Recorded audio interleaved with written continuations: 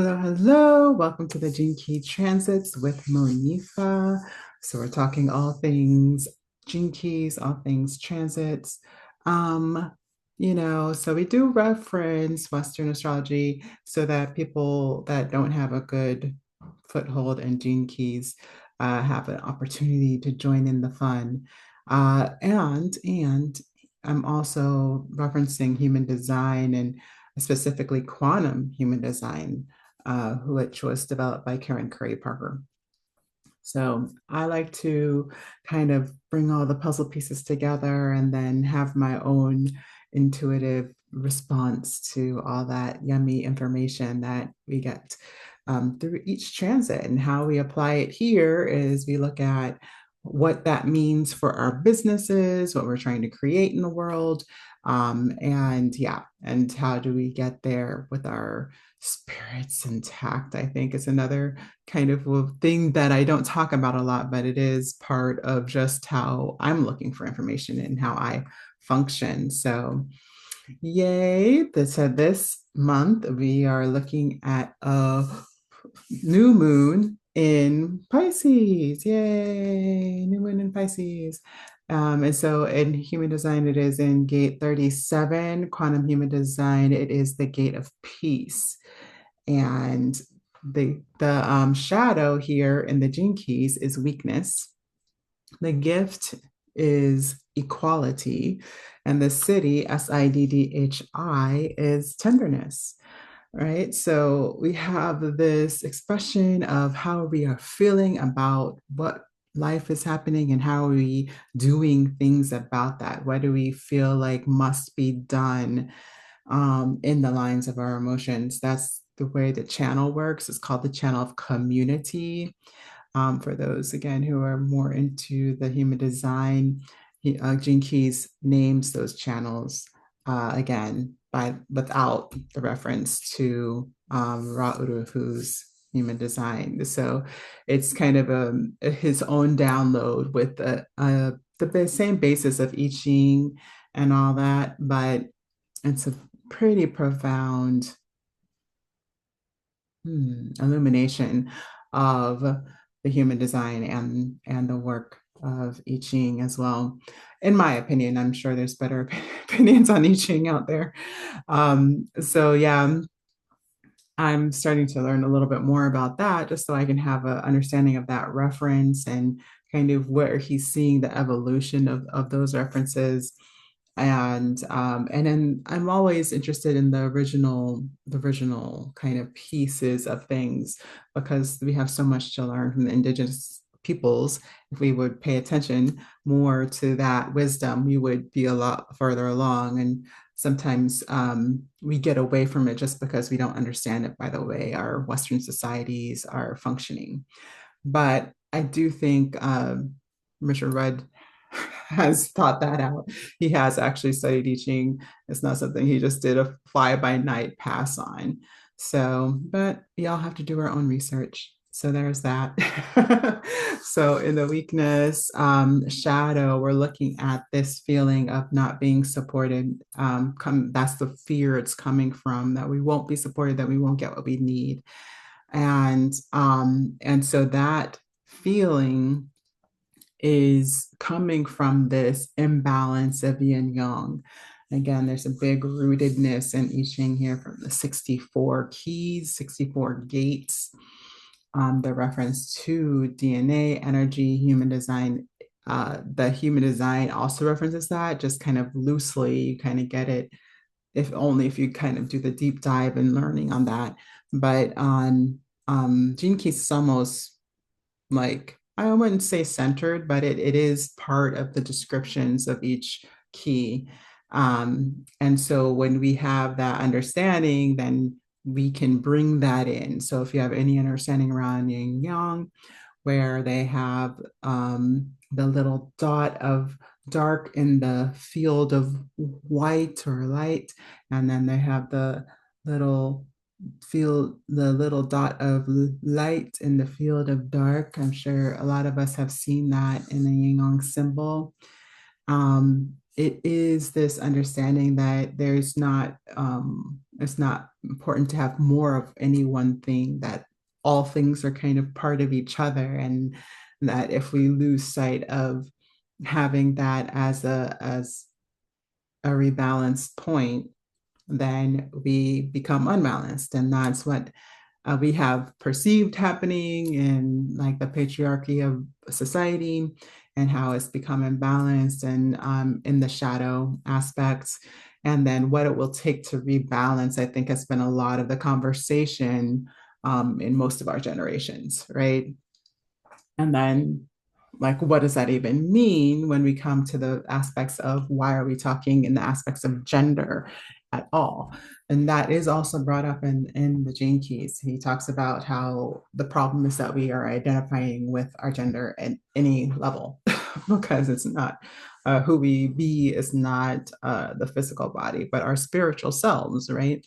And so he definitely references that, and it is this kind of over association of identity through gender, and then what's better or worse about that. And then again, going back through our current history, it's mostly that the feminine is considered more weak and not as useful or not as valuable. So in that misconception, like missing out on so much strength, so much power, so much resource, because we're not honoring the feminine, right? And so that's been a big conversation. Obviously, if anybody in this field probably has heard this conversation, whether you like it or you hate it, it's part of the conversation because of this. And it is this sense of moving it, like Pisces is, we're getting our lessons right now. So Saturn's in Pisces in the Western chart, and it is this kind of feeling of how are we on our way to getting this right? We're not necessarily like the Saturn tends to beat you over the head when it moves out of a thing, but like we're not quite there yet, but it's starting to get to the point where it's kind of like, do you get it? Do you get it? It's not about who's weak and who's strong, right? And I think that when we talk about survival instincts, we want people to be strong physically. And that's kind of where the imbalance started. And then as we move forward into the future, we're realizing that there's also really important things that we have to pay attention to that aren't based in strength or physicality, right? And so it's just having that understanding, not that we'll never need strength and physicality again, or that it's not vital to our even our mental health, right? But that it's not the only thing happening, I think is what we are pretty clear on right now. So we also talk about the programming partner in Western astrology. You can think of this as the opposition. Okay, a programming partner is 40. Yeah, I'm sorry, that's not true. Programming partners are not necessarily opposition. They are the yeah. Let me double check on that actually.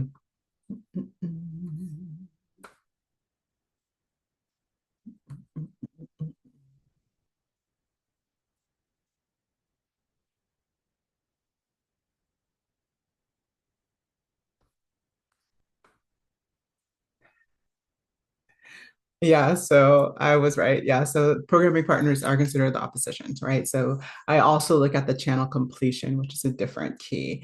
But this is where you can kind of get that feeling of the axis of a Western astrology chart. And the shadow here is exhaustion.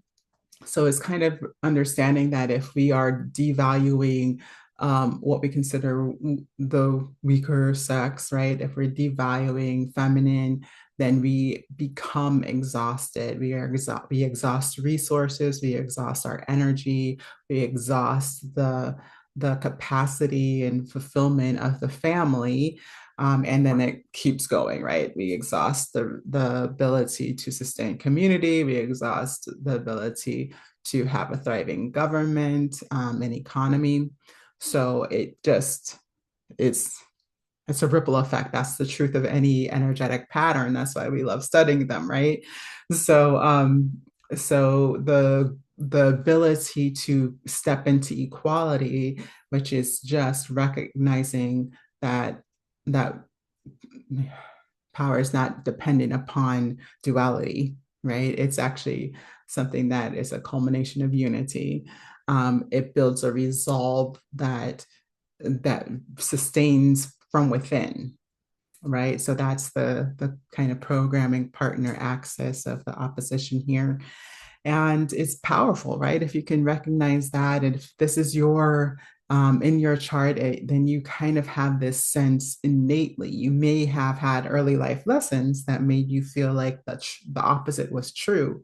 And then over the course of your life, you recognize that the truth is that we have to be more understanding of what it means to be resourced, and how that happens is through true love and true heart centeredness, right? So the pattern here is, because we think of people as stronger or weaker, that we're looking to give to, and we look to give to receive to get ourselves supported, right? So we feel like if we give enough, then we'll receive enough.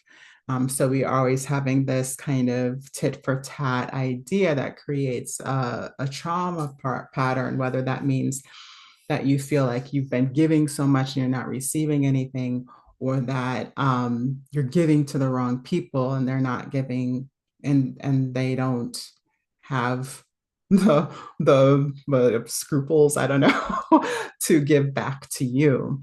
And so we build a resentment about that. The other side of this is like over processing emotion, like emotion being the only reason you give or the only reason you're acting. And it's action without clarity. And then it becomes imbalanced in that way as well. What it's meant to do, what it's supposed to be doing, is helping us evolve into just a better society, a better way of interacting with each other, understanding that we are all connected and that we have this the that truth within ourselves in the heart, right? And so the genius of this key is, I pulled a quote from the Gene Keys, and that is, equality is a living ideal that lifts people out of the game of victims and winners. And so, what does that look like? It looks like friendship. It looks like giving without looking to receive, or giving without the idea that somehow you're going to control the outcome of you getting what you need back. So, giving up controlling, right? So, that's what it can be meant for. It's like you kind of like realize, oh, like all these circumstances weren't telling me how bad people are, how good people are. It's just telling me that I have, what do they call it? The sovereignty. I have the self-authority. I can give wherever I desire, and I can expect to be supported in a million different ways. Not always expecting it to be a linear what do you call it? Wow, hard time with words today. But yeah, like a linear interaction or transaction, right? Not being transactional. So what does that look like in our relationships and how we are dealing with each other? Well, friendship, it looks like being not like when you do something for a friend, you don't automatically expect a gift back, hopefully. That if you're giving time, if you're giving whatever, that it's mostly and part, yeah, at least partly out of the heart, and that you just, because you love them and that's it, right? You don't really need anything back about that. And this is how we can also support ourselves in family structures as well. So he does talk about this in the archetype of our families and who we're being with each other in our bigger groups, our communities, our organizations. How is it changing our interactions and systems of economy and in government? Because essentially everything's that linear transactional kind of experience. Maybe not everything, but most things, as we have come a long way and not that much time, but not everybody's on board, right? So was just recognizing that and seeing and I think that's our job right now, is to find better ways. I think better is the may not be the right word, but to find more cohesive ways in which we can have a system that allows support to move through more fluidly, instead of it always being this transactional. Let me make sure that you've paid off the balance of your transaction thing, right? So yeah, so I mean, as things stand, there's always going to be a factor of that, because that's the systems we're coming out of that. But that doesn't mean that we have to orient ourselves in that way. What I love about Karen Curry Parker's expression here of peace, and she has also redefined the human design gates through her own system.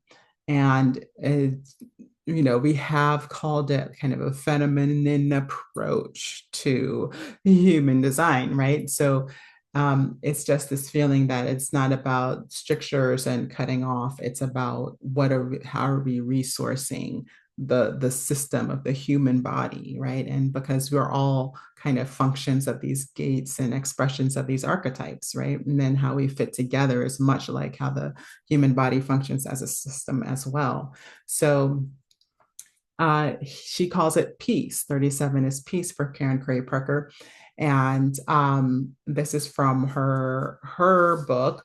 And it says, to find inner peace as the true source to outer peace. Okay, that's the function of this gate. Okay, to find inner peace as a true source to outer peace, to not let chaos and outer circumstances knock you off your center and disrupt your peace. So I haven't heard her talk about like all the aspects of the gate here, but what I'm getting is that it's just, again, this sense of balance. So if when I look for the through line for these things, a lot of times I'm looking for that, like, because they're not getting this from nowhere, right? So they're getting this from the keys themselves, from the I Ching themselves. And so it's kind of this, okay, so she's translating this as peace, and what does peace mean? What is peace in relationship to this idea of equality? It's balance, right? That to me is the correlating factor. So when we're looking at how we're going to apply it to our lives and our businesses, then we want to know kind of how do we recognize it so that we can do something or make a better choice or be more centered in how we're operating in the dynamic, right? Centered meaning aligned in our spiritual connection, right? So on the repressive side, this is where we talk about the shadow. Okay, so the shadow in the gene keys, again, is weakness. And the repressive side, which means that you're repressing the archetype energy that is trying to become equality. That looks like being over sentimental. You can think of this as inauthentic giving. If you've ever just been with somebody who it's like, oh, I got you something, I got you something, but they're only giving you something so that they can get something back, right? And then you feel this pressure to be able to give something back. And so, like, if you're anything like me, I tend to rebel from that, because I'm like, oh my God, like, how do I even know that I'll have the resources to be able to give you back whatever, and to the equal extent at the time that you need it, right? Or the time it's for you, birthday exchanges, this kind of thing. So, or like having, and for a lot of people, or at least for me, for a long time, you're like just trying to resource your own self. Like, you don't know how you can resource yourself and other people, even in giving.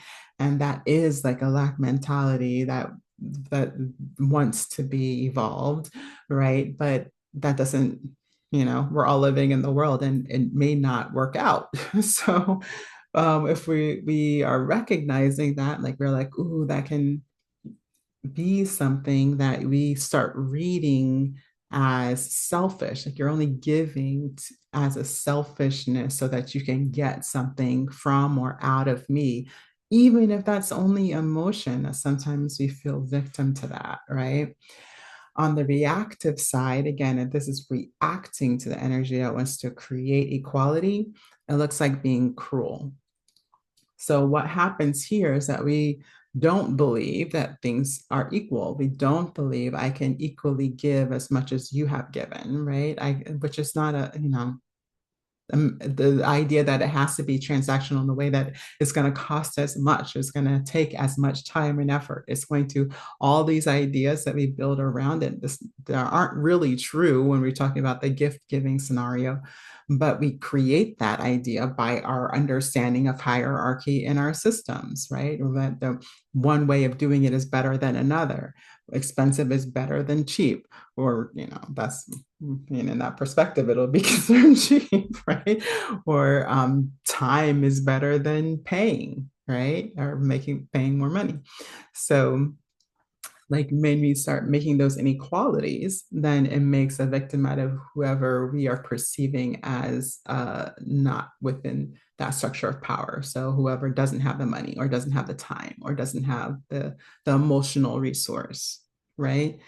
And so the cruelty becomes making victims of people. And again, traditionally, this is looked at as being the weaker sex or the people who are emotional.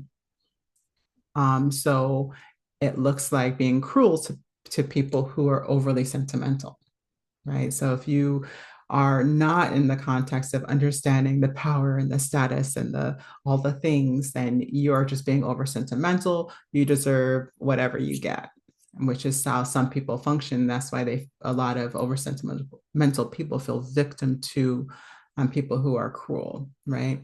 But we tend to flip flop on these things. If you haven't seen it yet, you can check out. I forgot what the key is. I think it's not. No, it's not four. Um, it's the last new moon. The last new moon. We talked a little bit about vampires, energy vampires, and narcissists, and you'll see the same kind of dynamic in which we are creating ourselves as one or the other when we are fully buying into the belief that that's what's happening. So, in order to rebalance that inequality, we get to recognize that we can be friends, and it doesn't have to be about who has more power, who has more money, who has more emotion to give, right? So yeah, so that's what we're learning from this, how we're applying it to our legacy business or event. This is my favorite part. Um, and it was difficult with this one. It's like, ooh, equality. Like, I don't know if I have enough examples, even within my own experience, right, to say that whole equality things are happening within my aspects of business and getting things done, like in an event setting, because it does take a kind of like, will I be able to commandeer certain things, right? Like space to have an event, the time to get ready for an event, the resources to put on an event, right? So like all of those things play a factor. And it's the same thing for business, because I literally stayed away from certain things because how many examples have we seen of the financial departments being able to be equitable, right? Not happening. Like fulfillment and customer service, because people are kind of centralized in the aspect that if I'm giving away my resource of money, then you better give me a lot of whatever you're giving because it's not money, right? And even in the business and even in the solopreneur economy, you're looking at people making more money only because they're teaching you how to get more money, right? That's the dynamic we're living in right now. So I was like, I'm not going to really mess with that. R&D and education, so research and development, that balance is like, is it, does it, again, this is kind of this thing of we feed ourselves with education and resource and development out of the desire to have more power and status ultimately. And the equalization of that, like if learning or information is even something to be valued at that level, when we have our wisdom, our inner understanding, our intuition, that is way more powerful than anything we can absorb through our eyes and senses and that kind of thing. So it's a whole thing, y'all. We have a long way to go, I think, with this one. What I did pick was I talk about everything but what I did pick. What I did pick was marketing. So how are customers recognizing that you are their next step, um, through an alignment and a connection to what they are up to, what they're creating next. So instead of the marketing right now that is primarily based in what you don't have yet, right? So it's kind of feeding on the pain of what you don't have yet. So let me help you get more of that, which is one of the reasons why, again, the financial solopreneur is doing a little bit, hopefully, a little bit better than the rest of us, right? Because they're telling us how to get the things so we can have more things, so they can feel more resourced, right? And again, when you're coming back to the what rebalances, what brings us back to the gift of equality here, it is the understanding that we are resourced through our heart, through our own ability to tap into the connection and to ourselves in all things. And once we resource ourselves, then we can give with ease. So, in my opinion, the way that happens in equality within business is that instead of talking to people about what they don't have yet, asking them what they are working towards and how you serve that. And so yeah, and that's the thing. So a lot of times the negative marketing gets more attention and attraction just because that's the way our society's been based on. But we don't have to solely depend on that because this is the pattern of evolution. It's already happening. People want things that are meaningful, right? And meaningful is no longer just meaning money, right? So like having an equal value understanding of how emotional stability is meaningful and how physical health is meaningful, and how it is truly an equal exchange to what would bring you more money, right? And it's not something that's less than. So sales is another place because we're again deciding how we're exchanging our belief of value. And there's no wrong, right way of believing in value. You have your sense of value. And then whether it's aligned to how you truly are, who you truly are, that's something that we have to work on within ourselves, right? And in sales, we're having that conversation, and it can be really confronting. Like, is this valuable to you? And at what level is this valuable to you? Is it something you have to learn to value in order to get the outcome you're looking for? That's really what a sales conversation is about. So, I think a lot of times there's again the sense of lack that if that a salesperson wants to control the situation so that they can make sure they make the sale, that that's an ultimate outcome, that's the only right outcome, right? That's kind of the stance that made a lot of people not like salespeople, right? And is a little cruel, right? It's got that kind of bully effect to people. So another way to look at that in this sense of equality is just coming again from the resource space that you feel supported within your heart space, within your environment, that you are coming from a place that you are enough and you have enough so that you're not immediately equating money to whether you are enough and then whether you are a value and whether what you are offering is a value. That takes away this victim um, power dynamic, right? It'll dissolve it. And so in the end, it's this: I have a service. Let's celebrate how my service can get you to wherever you're going next in whatever you're creating. And that's how I like to have that conversation within my business. Is like, how can I, like, if we've agreed that my service can help you, like, let's celebrate how we're going to be working together and what it takes to make that happen, right?